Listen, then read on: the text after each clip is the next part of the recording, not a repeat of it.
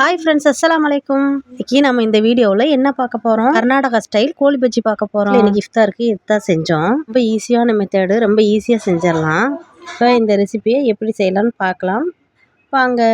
இதுக்கு ஒரு பவுல் எடுத்துக்கிங்க. மைதா மாவு 2 கப் போட்டுக்கிங்க. கொஞ்சம் சால்ட்டு போட்டுக்கணும். தண்ணி ஊற்றி நல்லா கலக்கிக்கணும்.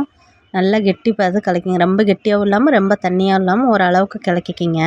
நல்லா கலக்கி முடிஞ்சு சோடாப்பூ கொஞ்சம் போடுங்க. சோடாப்பூ மெயின் தயிர் போட்டுக்கணும். தயிர் ஊற்றினா தான் ரொம்ப சூப்பராக வரும். அதுக்கப்புறம் வெங்காயம், கொத்தமல்லி, சீரகம் நல்லா போட்டு நல்லா கிண்டி 1 மணி நேரம் ஊற வச்சிடணும். 1 மணி நேரம் கழித்து வானலில் எண்ணெய் ஊற்றி எண்ணெய் நல்லா காஞ்சோன்னா போட்டு எடுத்திங்கன்னா புஸ்ஸுன்னு என்னங்க ஹோட்டலில் பந்தாக வரும். என்ன பண்ணுறது, வீட்டில் இது மாதிரி தான் வரும். ஆனால் டேஸ்ட் வேறு லெவலாக இருந்துச்சு. சேவ் பண்ணியாச்சு. இந்த ரெசிபி நீங்களும் செஞ்சு பாருங்கள். செஞ்சு பார்த்துட்டு எப்படி இருந்துச்சு கமெண்ட் பண்ணுங்க. அப்படியே கொண்டு போய் அல்ஃபின் குட்டி கொடுத்தேன். அல்ஃபின் குட்டி டேஸ்ட் பண்ணி பார்த்துட்டு வேற லெவலில் சூப்பராக இருக்குதுமா அப்படின்னு சொன்னா. இந்த வீடியோ பிடிச்சிருந்துச்சுன்னா லைக் பண்ணுங்கள், ஷேர் பண்ணுங்கள், சப்ஸ்கிரைப் பண்ணுங்கள்.